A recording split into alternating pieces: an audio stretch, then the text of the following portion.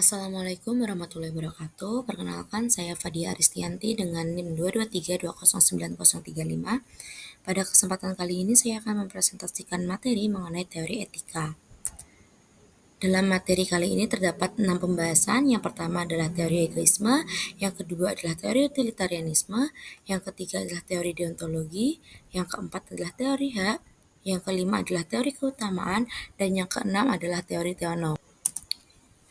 Untuk yang pertama adalah teori egoisme. Teori ini dikenalkan oleh Rahel pada tahun 2004 dengan dua konsep, yaitu egoisme psikologis dan juga egoisme etis.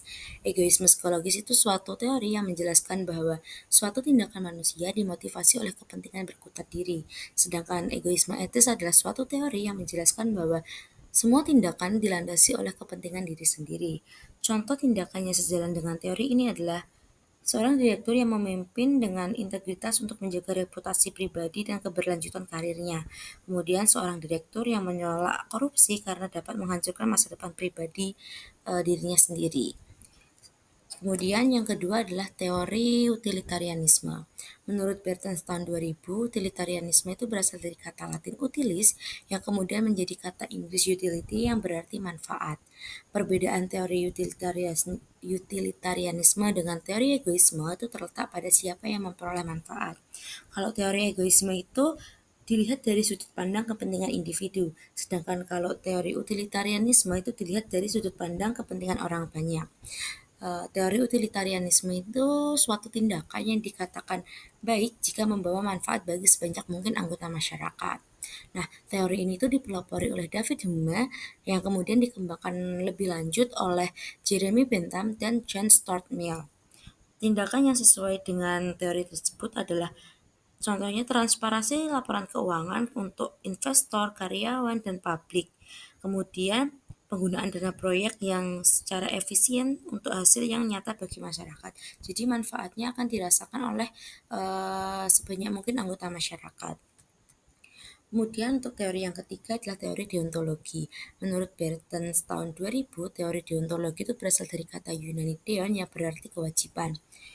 Paradigma teori deontologi ini sangat berbeda dengan dua teori sebelumnya yang menilai baik buruknya suatu tindakan dari akibat, konsekuensi, ataupun tujuan dari tindakan tersebut. Namun, teori deontologi ini menilai etis atau tidaknya suatu tindakan berdasarkan kewajiban moral. Contoh tindakan yang sesuai dengan teori deontologi, yang pertama adalah menjunjung tinggi kejujuran dalam laporan keuangan, yang dimana dalam menyusun laporan keuangan itu sudah ada aturannya sendiri, seperti di standar akuntansi keuangan. Kemudian melaksanakan tugas sesuai dengan aturan dan kontrak meskipun tidak menguntungkan secara pribadi. Jadi kita telah melaksanakan tugas kita sesuai dengan aturan yang telah berlaku. Kemudian memasuki teori yang keempat, yaitu teori hak, yang dimana teori hak ini tuh merupakan suatu tindakan atau perbuatan baik apabila tindakan atau perbuatan tersebut sesuai dengan hak asasi manusia. Teori hak ini atas asumsi bahwa manusia mempunyai martabat yang sama.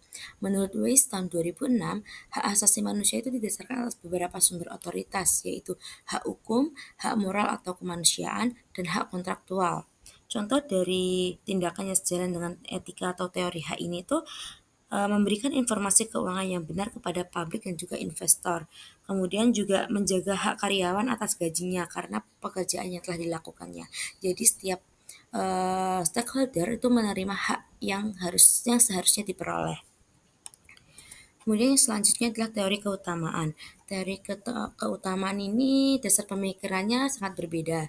Teori ini tuh sudah tidak lagi mempertanyakan suatu tindakan, tetapi diawali dengan pertanyaan mengenai sifat-sifat atau karakter yang harus dimiliki oleh seseorang agar bisa disebut sebagai manusia utama, dan sifat-sifat atau karakter yang mencerminkan manusia hina. Contoh dari tindakan yang sejalan dengan teori keutamaan ini adalah bersikap jujur, adil, bertanggung jawab, dan juga bijaksana. Kemudian yang selanjutnya adalah teori teonom. Teori teonom ini merupakan karakter moral manusia yang ditentukan secara hakiki oleh kesesuaian kehubungan dengan kehendak Allah atau Tuhannya. Perilaku manusia secara moral dianggap baik jika sepadan dengan kehendak Allah, dan perilaku manusia dianggap tidak baik bila tidak mengikuti aturan-aturan atau perintah Allah. Tindakan yang sejalan dengan teori ini adalah menjalankan pekerjaan sebagai bentuk ibadah dan pengabdian sosial. Selain itu, mengelola amanah jabatan dengan takut kepada Tuhan. Di sini saya akan menyangkutkan teori-teori yang telah saya sebutkan dengan kasus dari PT Waskita Karya, yang dimana dalam PT Waskita Karya terdapat kasus atau skandal sebelumnya seperti rekayasa laporan keuangan, pencairan dana fiktif untuk proyek yang tidak ada, serta penggunaan dana proyek yang tidak sesuai dengan peruntukannya. Untuk yang pertama, berdasarkan teori egoisme, pejabat PT Waskita Karya mungkin beranggapan bahwa tindakan seperti mencairkan dana fiktif itu menguntungkan diri mereka. Namun hal ini mengabaikan dampak jangka panjangnya, seperti runtuhnya reputasi pribadi, serta kerugian negara dan masyarakat. Kemudian, dari teori utilitarianisme, tindakan pejabat PT Waskita Karya itu hanya menguntungkan segelintir orang dan merugikan banyak orang, seperti merugikan ribuan karyawan dan pemangku kepentingan, kemudian membebani keuangan negara, serta menurunnya kepercayaan masyarakat pada BUMN dan pemerintah. Jika dikaitkan dengan teori deontologi, pihak yang memasukkan laporan dan melakukan korupsi telah melanggar kewajiban moral karena telah melakukan penyusunan laporan keuangan yang tidak sesuai dengan standar yang telah diberikan, serta tidak bertanggung jawab dari aturan yang telah dilakukan. Kemudian berdasarkan teori hak, tindakan pejabat PT Waskita itu telah melanggar hak pemegang saham untuk mendapatkan informasi yang jujur, kemudian merugikan hak publik atas penggunaan anggaran negara yang transparan, serta melanggar hak pekerja atas kondisi kerja yang stabil dari gaji tersebut. Kemudian jika dilihat dari teori keutamaan, korupsi dan manipulasi itu menunjukkan karakter yang buruk karena tidak jujur, tidak adil, dan juga tamak. Sehingga karakter yang ditunjukkan dalam kasus ini jelas tidak mencerminkan keutamaan moral, sehingga tindakan tersebut dianggap tidak etis. Kemudian jika dilihat dari teori teonom, dalam perspektif agama, tindakan seperti penggelapan dana, berbohong, mengkhianati, ataupun manipulasi tersebut tuh dianggap sebagai dosa dan melanggar terhadap perintah Tuhan. Dalam Islam sendiri, misalnya korupsi adalah bentuk hal yang diharamkan.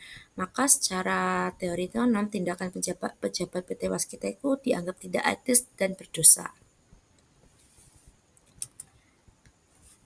Baik, sekian presentasi dari saya.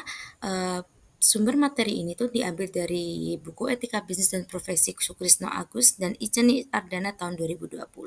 Sekian presentasi dari saya, kurang lebihnya mohon maaf. Wassalamualaikum warahmatullahi wabarakatuh.